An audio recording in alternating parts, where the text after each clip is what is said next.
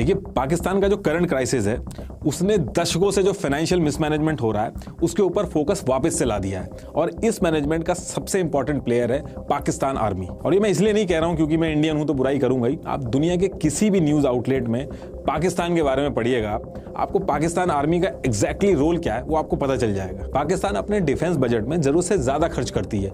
पिछले साल का पाकिस्तान का टोटल बजट 9,502 बिलियन रुपीस का था, जिसमें से 1,523 बिलियन रुपीस खाली डिफेंस पे गया है, यानी कि टोटल बजट का 15% से भी ज्यादा। लोन का इंटरेस्ट पेमेंट करने के बाद पाकिस्तान की इकोनॉमी का सबसे बड़ा हिस्सा जो है वो डिफेंस में जाता है। पाकिस्तान आर्मी ने 1947 के बाद आधे से ज्यादा टाइम पाकिस्तान को रूल किया है और इनके पास सिक्योरिटी और फॉरेन पॉलिसी में बहुत ज्यादा पावर है। ये लोग उसको ही पीएम बनाते हैं जो इनके हिसाब से चलता है। इनके बिना पाकिस्तान में कोई भी इलेक्शन नहीं जीत सकता। इसलिए आपने एक वो कहावत जरूर सुनी होगी, बहुत ही फेमस है पाकिस्तान आर्मी के लिए, कि जंग कदे जीती नहीं और इलेक्शन कदे हारिया नहीं। ये देखिए, इतने सारे मेडल इन्होंने लगा रखे हैं लेकिन उन्होंने आज तक एक भी जंग नहीं जीती है। पाकिस्तान की एक ऑथर है आयशा सिद्दीका, उनकी एक किताब है मिलिट्री आईएनसी। अगर मौका आपको लगेगा तो उसको पढ़िएगा जरूर। पाकिस्तान की आर्मी पूरे देश का पैसा कैसे घुमा रही है, इकोनॉमी को कैसे कंट्रोल कर रही है, बहुत ही बढ़िया तरीके से उसमें बताया। आपने कभी सुना है कि कोई आर्मी कपड़े, साबुन, तेल ये सब बेचती हो? ये दुनिया की अकेली आर्मी है जो सीमेंट, कपड़े, मीट, इंश्योरेंस, रियल एस्टेट ये सब बेचती है। इनकी आर्मी पाकिस्तान के रियल एस्टेट को कंट्रोल करती है और हर जनरल को रिटायरमेंट के बाद प्लॉट पे प्लॉट मिलते हैं।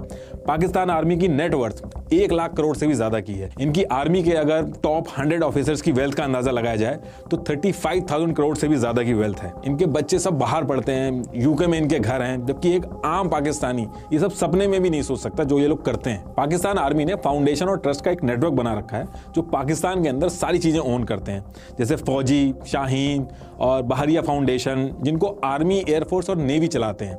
इनमें से फौजी फाउंडेशन सबसे बड़ी है। पाकिस्तान के अंदर ब्रेड तक भी मिलिट्री कंट्रोल बेकरी से बनती है।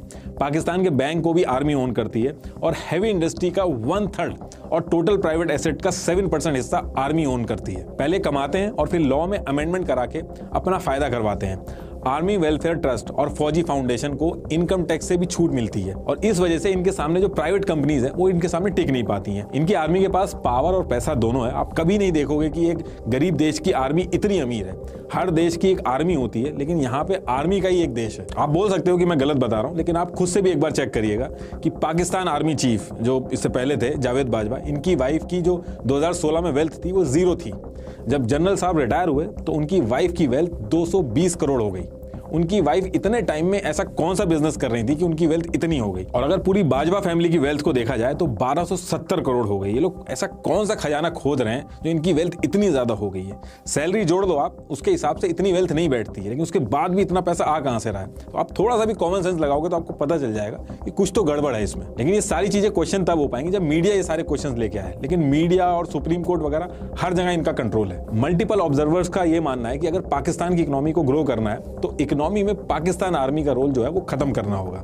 लेकिन इस डायरेक्शन में अगर कोई छोटा सा भी एफर्ट होता है तो उसको वहीं पे फेल कर दिया जाता है, उसको वहीं रोक दिया जाता है, क्योंकि इसकी वजह से पाकिस्तानी बिजनेसेस ग्लोबली कंपटीशन में नहीं आ पा रहे हैं और इनका जितना भी प्रॉफिट होता है वो सारा आर्मी के जनरल्स, रिटायर्ड जनरल्स को ट्रांसफर होता रहता है। पाकिस्तान आर्मी पाकिस्तान के सबसे बड़े रियल एस्टेट डेवलपर है। इनके पास 50 से ज्यादा हाउसिंग प्रोजेक्ट हैं, जिसमें इस्लामाबाद में 16,000 एकड़, कराची में 12,000 एकड़ की जमीन है जो इनको पाकिस्तान गवर्नमेंट से फ्री ऑफ कॉस्ट में मिली है। हायर अथॉरिटी में कोई भी हो जो भी इनके हिसाब से नहीं चलता उसको ये लात मार के निकाल देता है। पाकिस्तान के अंदर आर्मी की हेल्प से ही पीएम बनता है और जब पीएम बन जाता है तो वो आर्मी चीफ के हिसाब से ही चलता है। जनरल बाजवा ने इमरान खान को पीएम बनाया, इसके बदले में इमरान खान ने जनरल बाजवा का टेन्योर एक्सटेंड करवाया। लेकिन दिक्कत तब हुई जब जनरल बाजवा का टेन्योर खत्म हो रहा था और जनरल बाजवा अपने हिसाब से ही अपना आर्मी चीफ रखना चाहते थे। वो सैयद असीम मुनीर को अपना आर्मी चीफ बनाना चाहते थे। लेकिन इमरान खान के सामने भी दिक्कत थी। उनको ये पता था कि अगर सैयद असीम मुनीर आर्मी चीफ बनेंगे तो अगले इलेक्शन में वो उनको सपोर्ट नहीं करने वाले। इसलिए जनरल बाजवा के खिलाफ जाके इमरान खान ने जनरल फैज को आर्मी चीफ बनाने की वकालत करी। इस सब के बीच में जनरल बाजवा ने इमरान खान को हटा के शरीफ को पीएम बनवा दिया और शरीफ ने आसिम मुनीर को आर्मी चीफ बना दिया। और ये जो सारी चीजें मैं बता रहा हूँ ये अभी पिछले साल ही हुई हैं और इन सब चीजों की वजह से पॉलिटिकल इनस्टेबिलिटी आ गई है और ऊपर से 2022 में फ्लड भी आ गया था। 1/3 पाकिस्तान पूरा डूब गया था। करीब $30 बिलियन के अराउंड नुकसान हुआ था, जिसने पाकिस्तान की कमर तोड़ दी थी। पाकिस्तान में जो ब्लैकआउट्स हो रहे हैं उसके पीछे भी चाइना ही है। इन्होंने सीपैक पे जब काम रुकवा दिया था तो चाइना थोड़ा सा नाराज हो गया था और चाइना ने सीपैक प्लान में जो पावर प्लांट्स थे उनको बंद करा दिया था, क्योंकि पेमेंट का कुछ इशू हो गया था। अगर सीपैक पे काम चल रहा होता तो चाइना कभी ऐसा नहीं करता। अब क्योंकि पावर प्लांट की शॉर्टेज है, इसलिए बचे हुए पावर प्लांट पे लोड बढ़ गया और पावर कट हो रहा है। अब बिना इलेक्ट्रिसिटी के तो देश नहीं चल सकता है। अब या तो बाहर से लोन मिले, कोई एड मिले, और अगर ऐसा नहीं हो पाता है तो कोई भी नेता आएगा, उसकी मजबूरी बन जाएगा सीपैक के ऊपर काम शुरू करवाना। डे बाय डे जो पाकिस्तान की सिचुएशन है वो कंट्रोल से बाहर जा रही है। पाकिस्तान के अंदर सब्सिडाइज गेहूं लेने के लिए अफरा तफरी मची हुई है। लोग लंबी लंबी लाइनें लगा के खड़े हुए हैं, गेहूं के ट्रक्स के पीछे भाग रहे हैं और इस वजह से काफी जगहों पे भगदड़ मच गई है। हालात ऐसे हो गए हैं कि कई लोगों की जान तक चली गई है। पिछले साल जब रशिया और यूक्रेन की वॉर स्टार्ट हुई थी तो दुनिया भर के अंदर फूड क्राइसिस आ गया था। रशिया और यूक्रेन मिलकर दुनिया भर का 30% वीट सप्लाई कंट्रोल करते हैं। ये क्राइसिस इतना सीरियस था कि इंडिया को भी अपने यहाँ वीट एक्सपोर्ट पर बैन लगाना पड़ गया था। और अभी भी इंडिया के अंदर ये जो वीट के हाई प्राइसेस हैं, ये गवर्नमेंट के लिए बहुत ही बड़ी सिरदर्दी बने हुए हैं। लेकिन इंडिया के पास वीट का बफर स्टॉक था जो पाकिस्तान के पास नहीं है, जिसकी वजह से वहां पे सोशल अनरेस्ट पैदा हो रहा है।